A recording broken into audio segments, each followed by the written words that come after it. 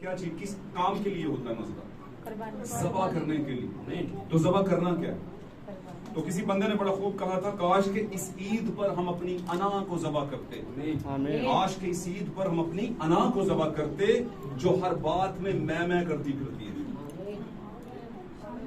हम बड़ा कुछ ज़बा करते हैं, बड़ा कुछ सैक्रिफाइस ऑफरिंग सारा कुछ लेकर आते हैं, लेकिन कभी अपनी अना को, कभी अपने मसाइल को, जकड़ाओं को, जिसमें हम में से हर कोई शायद बंधा हुआ है, वो ज़बा नहीं करता। आमीन आमीन खुदावंद का शुक्र करते हैं।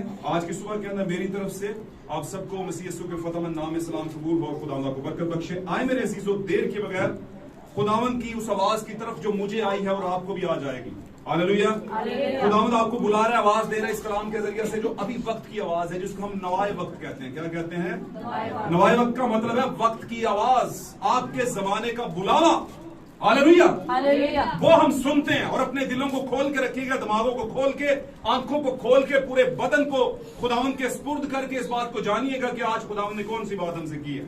निकालिएगा मेरे साथ खुदावंद के कलाम अक़दस में से हवाला जो मेरी और आपकी रहनुमाई के लिए खुदावंद ने कलम बंद करवाया और कई जमानों से गुजरकर मुझ तक और आप तक पहुंचा है। मुकाशफा की किताब मुकाशफा जो यूहन्ना आरफ के जरिया से आरफाना तौर पर उसे आसमान से दिया गया, अता किया गया, और वो खुदा के इल्हाम के जेरे असर होकर उसको सुनने के लिए, उसको बयान करने के लिए वहां पर मौजूद था पितमस के जजीरे के अंदर, और खुदावंद का हाथ उस पर जाहिर हुआ और लिखा है, वो कहता है मैं रूह में आ गया और खुदावंद ने मुझे कहा इधर ऊपर आ जा। एक आवाज ने मुझे क्या कहा? इधर मैं जरा तुझे दिखाऊं आने वाले वक्तों के सारे हालात। जी, मुकाशफा की किताब 21वां बाब 7वीं आयत से लेकर 8वीं आयत तक, और फिर एक भाई पढ़ेगा मुकाशफा की किताब 12 बाब 6 आयत से लेकर 6ठी आयत, और फिर 15वीं से 14वीं तक। जी, पहले मुकाशफा 21 बाब 7 और 8 आयत। जी पढ़िएगा। जो गालिब आए वही हयात के चश्मा के से मुफ्त पिलाऊंगा। जो गालिब आए, फिर पढ़िए 21वां चैप्टर मुकाशफा 21वां बाब 7 और 8 आयत, कोई भी पढ़ दे। जो गालिब आए जी वही इन चीजों का वारिस होगा जी, और मैं उसका खुदा होऊंगा। जो गालिब आए वही इन चीजों का वारिस होगा और मैं उसका खुदा होऊंगा, और वो मेरा बेटा होगा। और वो मेरा बेटा, द सन ऑफ गॉड। जी, मगर बुज़दिलों और बेईमानों और घिनौने लोगों और घिनौने काम, घिन जिनसे आती है उन लोगों, जी, और खूनियों और हरामकारों और जादूगरों, अफसूगरों, जिनको अफसूगर भी कहते हैं। जी, और बुत परस्तों, जो कि आपके लेफ्ट राइट हर तरह के नजर आ रहे हैं। जी, और सब झूठों का हिस्सा आग और गंधक से जलने वाली झील। उनका जो रिवार्ड है वो आग और गंधक से जलने वाली झील है। जी, ये दूसरी मौत है। ये द सेकंड डेथ है आपके लिए और दुनिया के लिए, जो दूसरी मौत का ऐलान है। आमीन। ताकि आप इसमें शामिल ना हो, क्योंकि दुनिया तो होगी। हालेलुया।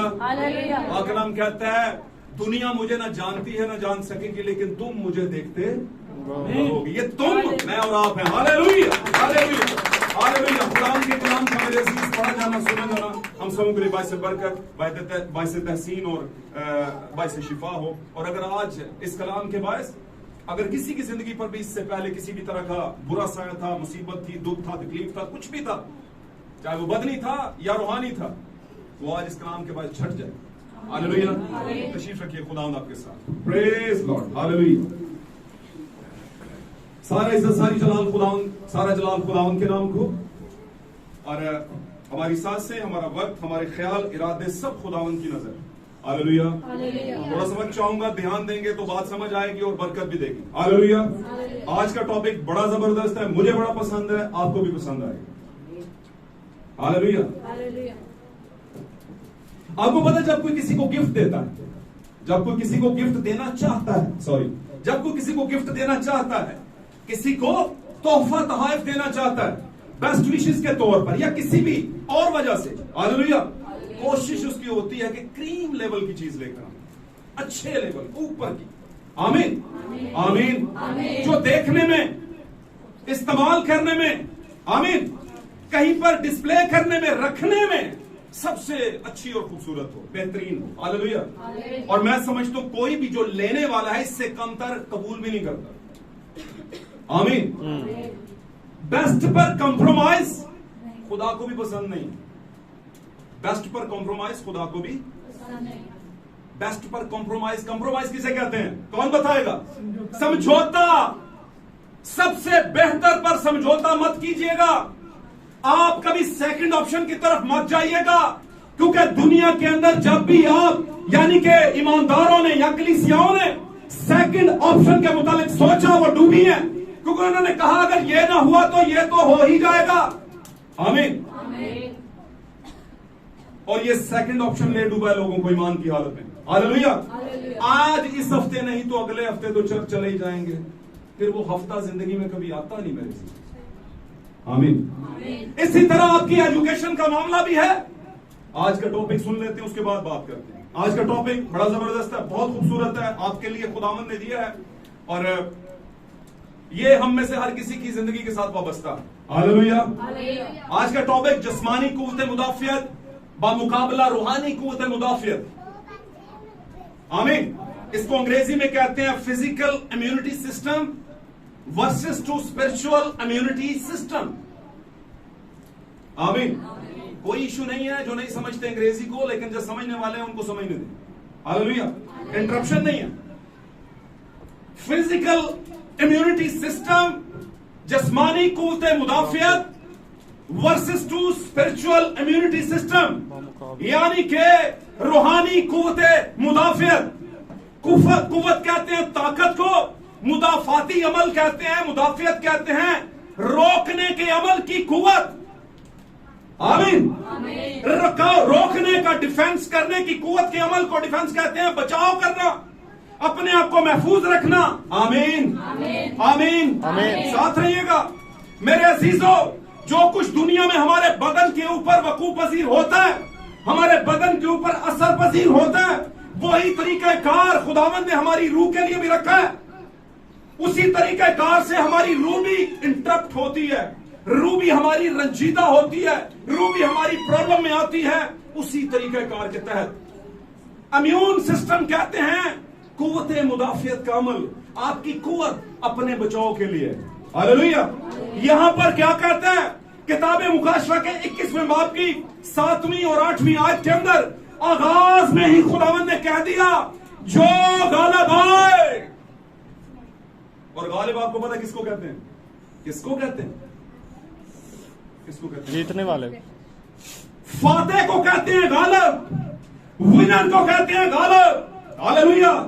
और आज हम में से हर कोई छान के देख ले अपने आप को, हर घराने में, हर खानदान में, हर तरह के आपके माशरती मामलात में, दोस्तियों में, आपकी सोसाइटी में, आपके इलाका में, आपकी कॉलोनी में, आमीन, आपके गांव में, आपके शहर में, आपके मुल्क में, आपकी स्टेट के अंदर, सब हारे हुए हैं, कोई भी विनर नहीं। बेशक। हालेलुया।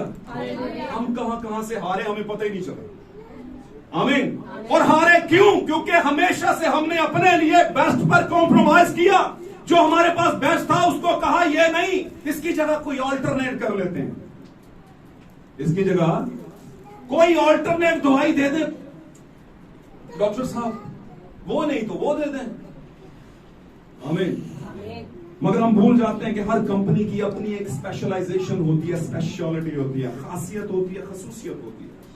और बहुत से लोगों का यह कहना भी है कि मुझे उसी दवाई से सुकून मिलता है, आराम मिलता है। आमीन।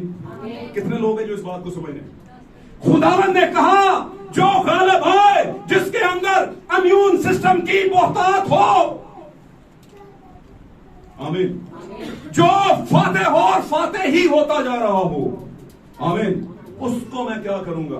क्या लिखा है? उसने कहा मैं उससे बेटा बनाऊंगा। आमीन। आज हर कोई दावेदार, मैं क्या हूं? खुदावंद का बेटा या बेटी, बेटा या बेटी। और हर कोई क्लेम कर रहा है। और बहुत सी और भी ईमानदार जो डिनोमिनेशन तंजीमी कलीसियाएं हैं या दीगर बड़ी प्रॉस्पेर कलीसियाएं, जिनको प्रॉस्पेर में जब कहता हूं तो बड़ी खुशहाल, चमक दमक, बेहतरीन किस्म की जो कलीसियाएं हैं, वो भी ये समझती हैं कि हम खुदावंद के बेटे और हालेलुया।